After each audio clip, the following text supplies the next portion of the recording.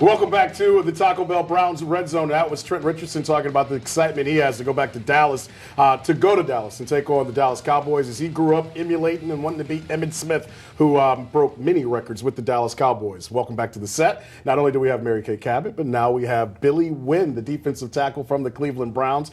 You fit in really nice. You might be the third member of the team. How are you tonight, Billy? Doing good, doing real good. Well, we appreciate you stopping by and coming down. Talk about just how exciting has it been to be a Brown and here in Cleveland, and really the whole year. It's got to be surprising. I think when you were drafted in the 6th round, did you expect to start for the first 9 weeks, 10 weeks of the season? I had no idea. Just being here has been a true blessing. Hey, real blessing. You know what? Here's one thing that, a story that I'd like to know, and I know the fans would like to know too. How did you last until the 6th round? And how did the Browns find you there? I have no idea. It was just one of those things where I was just sitting around hanging out with family, and I had finally gotten a phone call, and it was just a sigh of relief. I was just really excited, and I was just lost for words. And I think someone said, and maybe it was you, Under, that you're telling me that you had bone spurs, and so you were kind of overlooked by some scouts a little bit. Was that part of the equation of how you last until the 6th round? I have no idea. I couldn't even tell you. But just being here is enough, and it's like I said, it's a blessing, and it's like I have my foot in the door, and now I just have to do what I can. Well, let me put it this way, because if you go back through, because I actually did this because I had to prepare. I know stuff about Billy, but you want to know stuff. If you go back through to some of the draft guides, they had him listed as a guy that was going to get drafted maybe in the 2nd or 3rd round. Yep.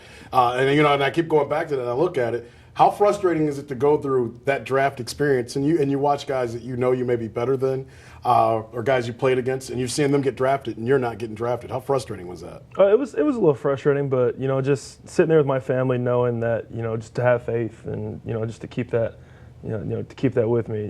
It all worked out, and I had a feeling that I was going to get drafted, but it's kind of one of those things where you want to sit there, chip on your shoulder, just sit back and relax. But it was just exciting to see my name go across the bottom of the screen. Brown selection. I was like, yes. Now, have you thought, now that you've been here, that maybe it worked out the right way for you? That maybe if you would have got drafted earlier to another team, because I don't think anyone thought you would be able to play as much as you have early on, and I know that's helped you big time already. Oh yeah, it's helped me out a lot. I didn't see myself.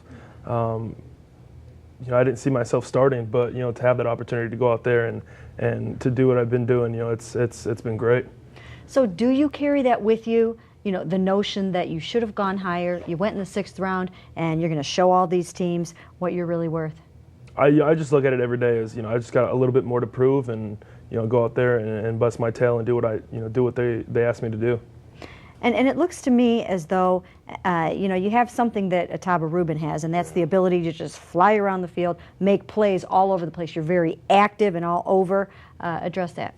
Oh, yeah, that comes from college. Coach Peterson, that he preached about that, just run to the ball and just doing everything that you needed to do to make big plays and to be a playmaker. And, I give him huge credit, and I give credit to Pete Kwiatkowski, my D-line coach, for narking on it as well. But those are things that I learned in college. Okay, before we go any further with this interview, help me out, Gino.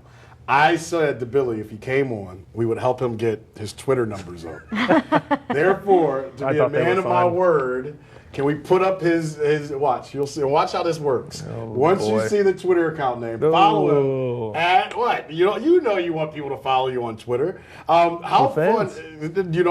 I do. All right. See? They will. Who doesn't? Right. That's why you get involved with it. And you didn't have one in college, right? No, we were having this talk with Craig Robinson. Now, did they not let you, or you just weren't with it yet? We just looked at it as it was a distraction, so we tried to limit things like that.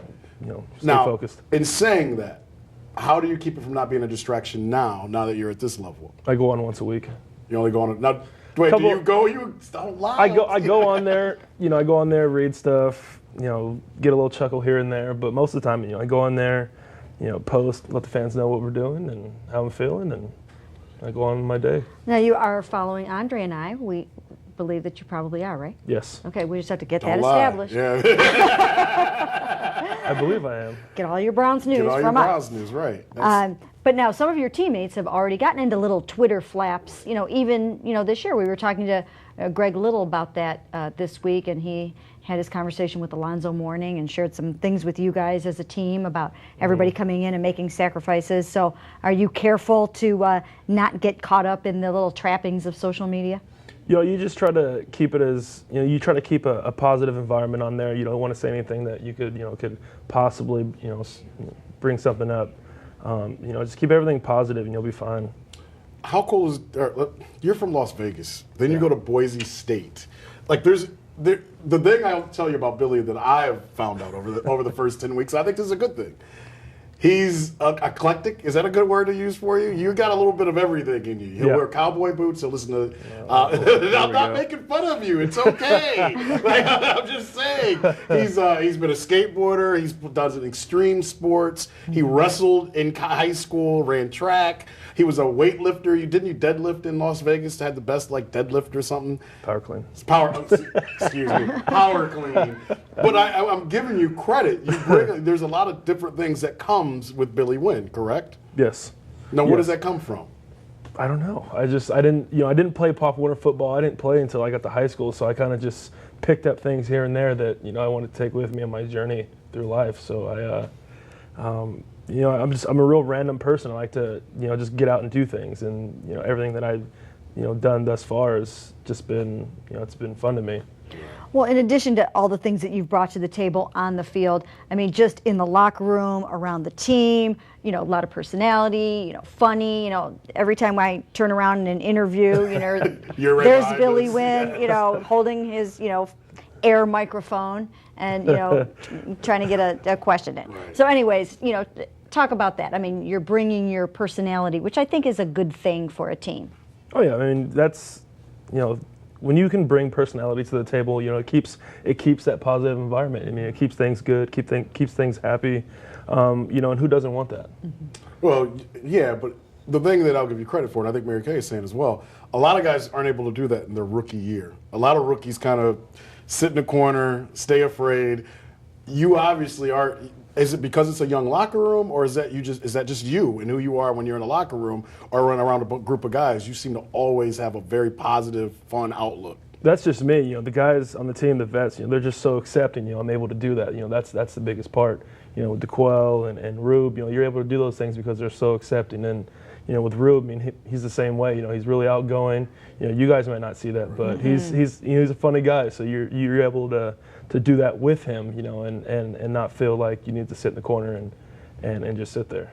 This is a big week for you guys, I think, as a defensive line, because it's the first time that Rube and Phil Taylor will be together, and then you're practicing some and getting some reps on the outside. So can you address that a little bit?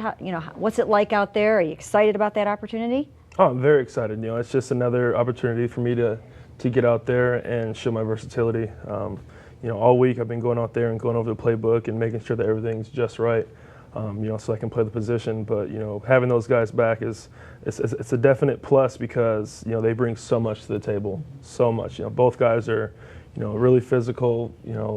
Rube's a veteran. Phil's just one of those guys that he's always showing up. I remember watching the Browns and last year and seeing him making all these plays and showing up.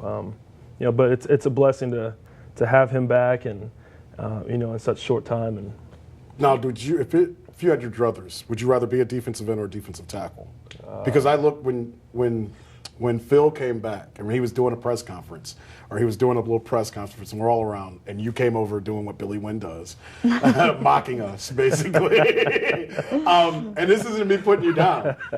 You look at the size, just the natural size. Phil Taylor is one of the biggest human beings. Large. Yes. Very and you're large. like 295, but you look at Phil Taylor and you go, wow. And then when you hear that you could play defensive end, that would give a decent-sized defensive line if you can play it well. Now, what would you prefer to do? I know Javon Curse was your favorite player. So is defensive end something you wanted to do growing up? Oh, yeah. Ever since I've been playing, defense is always my thing. Yeah, it's fun to score the points. I wouldn't mind, having a couple myself. But gotta have a move when you get the fumble next. I'm working on that. But defense is where it's been for me. It's it's going out there and it's stress relieving. If I can say that. I don't know if I can. Well, you know what? The quarterbacks that I've talked to over the years, they often talk about hating middle pressure. They do not like pressure up the middle. And you were very good at that in the first 9 games that you played. I thought you did a great job of getting that. What do you expect to be able to bring, from the edge? Just my physical nature, just going out there and being able to make things happen. That's my biggest thing, is I want to be an explosive player, the same one that I was at defensive tackle. I want to be able to do it at defensive end. Mm-hmm. Talk about, and we'll take a break here shortly, just talk about going to Boise State. And I've said this to you before off the air, but everybody thinks of Boise State here in Northeast Ohio, and we go, oh, the place with the blue field. That's where it starts. But I know you took a lot of pride going to Boise State, and you feel like it helped make you who you are, right? Oh yeah, it was. I grew up in Vegas, and just moving there, it was a small college town that I was looking for. It got me, it got me away from a lot, and I was able to just go out there and figure some things out and figure out who I wanted to be. And Boise really helped me do that. Just getting out and just getting out and meeting people. Do you feel like, as you've gotten to the pros, do you feel like the group of guys you went to Boise State with, it's up to you guys to kind of put a stamp as to it's a legitimate program? When you look around the league now, there's a couple guys that was on the defensive line with you. There's guys around the league now from Boise State that are playing. Do you feel like you have to do that, or does that not cross your mind at all? I just feel like we set the foundation for Boise State to, and the the seniors and juniors and guys that were there before us. They set a foundation. It's a pattern. You lay a brick. And then you go through a season, and then you lay a brick. I mean, that's how it goes. And I don't know if we have time to talk about this now or after we come back from the break, but you got to talk about Doug Martin. How good is Doug Martin? Oh, Doug. He probably gave him the muscle nickname. Hamster. Yeah, did you give it to him? No, I don't know who gave it to him, but it was one of those things that when it was said, it kind of just stuck, because you look at him, and he's small, but he's big at the same time. Right.